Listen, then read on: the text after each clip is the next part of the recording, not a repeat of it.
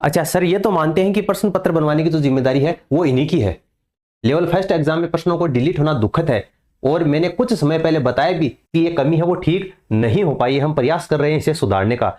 जो paper setters हैं expert, उनको ब्लैकलिस्ट करना, जुर्माना करना सब कर दिया है, तो ये सब करने से हो जाएगा काम। अगर जिम्मेदारी आपकी है, आप ये मानते हैं कि जिम्मेदारी आपकी है, तो आखिर क्या कारण है कि हर भर्ती परीक्षा में यही रोना है वो हर बार होता है। जेआरए 2024 की जो भर्ती परीक्षा है उसमें 23% डिलीट हुए थे। और सुपरटीचर की जो एग्जाम हुई थी, काफी अभ्यर्थी उसमें निराश हैं। एक तो एग्जाम में जो परसेंट डिलीट हुई है, और जो नॉर्मलाइजेशन की प्रक्रिया को आप अपनाते हो, उसके साथ में बच्चों के भविष्य के साथ में जो खिलवाड़ करते हो, जो जिनके नंबर कम आते हैं उनको तो आप बढ़ा देते हो, और जो चयन में आते हैं बच्चे उनके नंबर कम करके आप उनको मेरिट से नीचे लेकर खड़े कर देते हो। कहां तक उचित है ये नॉर्मलाइजेशन के नाम पर बच्चों के भविष्य के साथ में खिलवाड़ करना। लगभग हर भर्ती परीक्षा में या तो 7 से 8% डिलीट होते हैं, या 10 से 11% डिलीट होते हैं, और 4-5% ऐसे हैं जिनके उत्तर बदल दिए जाते हैं। 150 में से 20-21% की फेरबदली कोई मामूली फेरबदली नहीं होती। इस गलाकाट प्रतियोगिता के अंतर्गत आज के समय में 0.11 नंबर से अभ्यर्थी पीछे हो जाता है। इस बात का पता नहीं आपको? कुर्सी पर बैठे हो तो जिम्मेदारी भी आपकी है। हर भर्ती परीक्षा में रिजल्ट के बाद में पिछले 2 से 2.5 साल में यही बोला जा रहा है कि अब की बार डिलीट नहीं होंगे, अब की बार डिलीट नहीं होंगे, सुधार करेंगे। अरे कब होगा वो सुधार? आपके पास राजस्थान में क्या ऐसे पेपर सेटर्स नहीं है, ऐसे एक्सपर्ट नहीं है जो परीक्षा के सिलेबस के अकॉर्डिंग 150 प्रश्नों का एक प्रश्न पत्र तैयार कर सके? क्या असमर्थ हैं आप? और अगर नहीं है तो भर्ती परीक्षाएं करवाकर कोई एहसान थोड़ी कर रहे हो, मना ही कर दो फिर तो। आखिर क्यों बच्चों को पत्थर को गुड़ बताकर आप चटवाते हो, ये बताओ। अगर स्टूडेंट की कोई गलती होती है तब तो बोर्ड तुरंत आ जाता है कार्रवाई करने के लिए। पहले तो ये प्रश्न पत्र में ये जो आपके प्रश्न है ये डिलीट करवाते हैं, पहले आंसर की जारी करते हैं, फिर आपत्ति के नाम पर विद्यार्थियों से 300-300 रुपए, 400-400 रुपए वसूले जाते हैं। वो तो जायज लगता है आपको, लेकिन पेपर सेटर से जो आपके प्रश्न गलत बनाता है वो आपको जायज नहीं लगता। इनके ऊपर कोई फाइन नहीं लगाया जाता। हाँ, कहने को कह देते हो कि ब्लैकलिस्ट कर दिया, जुर्माना लगा दिया। इनका रिकॉर्ड कहां है? विद्यार्थियों के सामने उजागर क्यों नहीं करते आप? इतनी लापरवाही क्यों की जा रही है?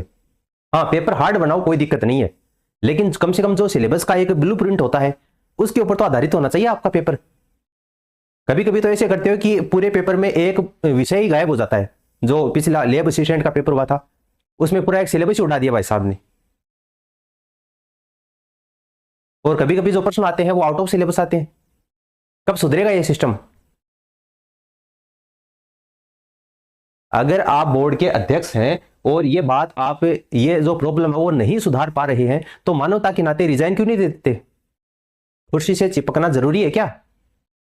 जैसे गहलोत ने कहा था कि मैं तो छोड़ना चाह रहा हूं लेकिन ये कुर्सी मुझे नहीं छोड़ रही। आपको भी ये कुर्सी नहीं छोड़ रही क्या? जब काम होता नहीं है तो छोड़ क्यों नहीं देते फिर?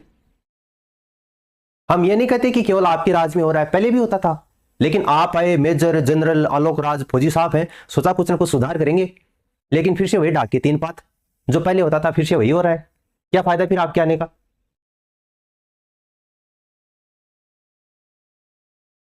आखिर कौन सी ऐसी भर्ती है जिसके कारण अभ्यर्थी कोर्ट में नहीं गया, आप ये बताओ। हर एक भर्ती परीक्षा कोर्ट में जाती है।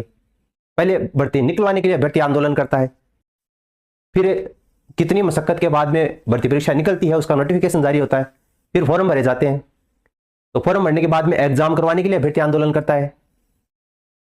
सफाई कर्मचारी भर्ती देख लो आप, 2 बार निकल चुकी है और फिर से हाईकोर्ट में चढ़ गई है। अब पता नहीं, उसका कोई पता ही नहीं है। राजस्थान हाईकोर्ट में चपरासी वाली भर्ती देख लो, 2 बार फॉर्म भर गए उसके, लेकिन भर्ती कब होगी, कब एग्जाम होगी, कोई पता नहीं है। क्या पता कितनी भर्ती परीक्षा मैं आपको ऐसी गिना दूं जो जिनकी कोई अता पता ही नहीं है। भर्ती निकल जाती है, फॉर्म भरवा लिए जाते हैं, फिर एग्जाम नहीं होती उनकी, और एग्जाम हो भी जाती है, एग्जाम के एडमिट कार्ड भी जारी कर दिए जाते हैं, तो ऐसे ऐसे जगह पर सेंटर दिया जाता है वहां पर ना तो कोई साधन पहुंच पाता है।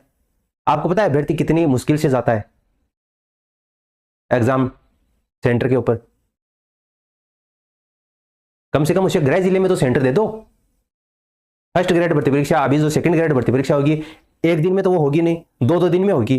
तो पहले दिन अभ्यर्थी, जैसे कोई अभ्यर्थी अगर बीकानेर से जयपुर जाएगा तो बीकानेर से जयपुर पहले दिन जाएगा, फिर वापस आएगा, दूसरे दिन उठकर वापस जाएगा, वापस आएगा। कितनी परेशानी होती है, आपको क्या पता इस बात का? और फिर वो एग्जाम देकर आता है घर पर, और फिर आप 5-7 दिन बाद आंसर की निकालते हो तो उसमें 20-20, 21-21% डिलीट हो जाते हैं। फिर आप कहते हो जिम्मेदारी हमारी है। हर बार का यही रोना, जिम्मेदारी आपकी है तो इसे सुधार क्यों नहीं करते भाई साहब? अभ्यर्थी की क्या गलती है इसमें?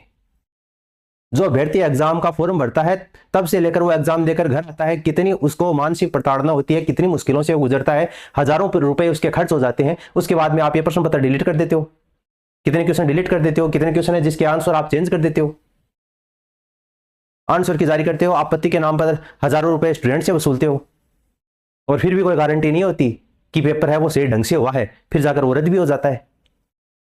तो 2-2 दिन स्टूडेंट दूसरे जिले में धक्के खाए, फिर 5-7 दिन बाद में वो पेपर रद्द हो जाता है, तो क्या बीतती है उस स्टूडेंट के ऊपर, ये सोचो आप। एक सिंगल भर्ती ऐसी बता दो जो बिना कोर्ट में गए हुए पूरी हो गई हो। कौन कौन सी भर्ती के लिए अभ्यर्थी कोर्ट में जाए?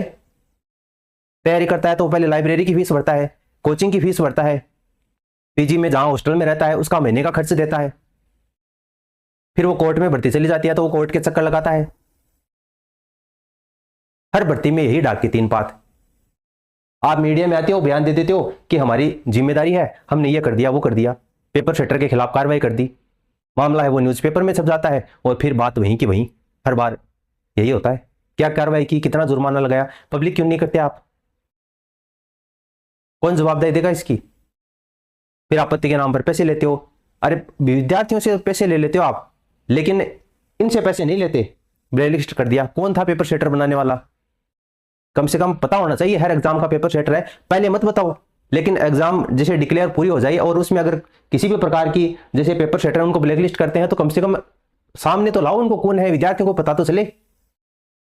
जिस तरीके से आप विद्यार्थियों की सारी डिटेल आजकल ऑनलाइन करते हो, कौन कौन अभ्यर्थी एग्जाम देकर आता है, फर्जीवाड़ा ना हो, बहुत अच्छी बात है, नवाचार है, अच्छा है। लेकिन जो पेपर सेटर आपने ब्लैकलिस्ट किए हैं उनको भी तो आप सार्वजनिक करो, वरना केवल एक ये जरिया बना रखा है विद्यार्थियों के थ्रू पैसे कमाने का। अगर काम ढंग से नहीं होता है तो रिजाइन दे दो, क्या जरूरत है करने की। यहां पर देखो बीएड की राह हुई आसान, अरे क्या घंटा राह आसान हुई? बीएड की हुई है, लाखों अभ्यर्थी पहले से बैठे हैं, भर्ती निकालते हो आप 2-2 हजार की, हद हो गई। मतलब बीएड की राह हुई आसान, न्यूज़पेपर में आर्टिकल छपता है, घटी प्रतिस्पर्धा, बीएड की राह आसान हुई, 1,06,000 सीटें हैं, उतने आवेदन आए हैं, और कितनी भी कट ऑफ रहे इस बार नंबर आ जाएगा।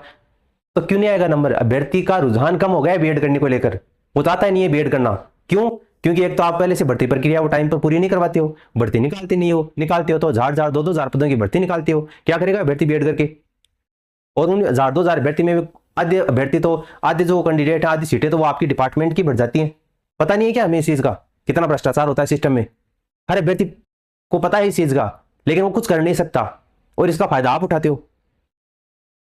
कौन जवाबदेही देगा इसकी? अगर भर्ती करवानी नहीं है तो रहने दो ना, फिर अभ्यर्थी कम से कम कोई दूसरा काम तो करे।